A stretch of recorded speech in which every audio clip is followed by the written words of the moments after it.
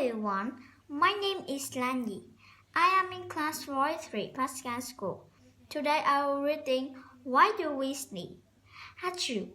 When you got a cold, you often sneeze. Why?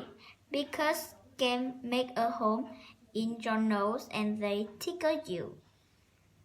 Sneezing is your body way of sending germs out of your nose. Many animals sneeze too. What happened?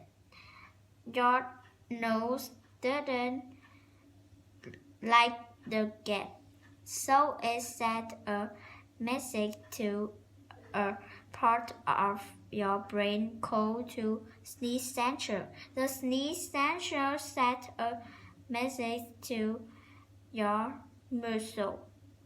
Then all of your muscle push hand. Even your eyes push. That's why you close your eyes when you sneeze. You should have a tissue ready because the sneeze happens very quickly. A sneeze can travel us fast or a car. Some people sneeze when they haven't got a cold.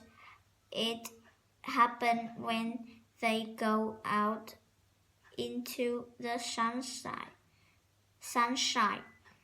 They are called photic sneezer. Photic sneezing is inherent.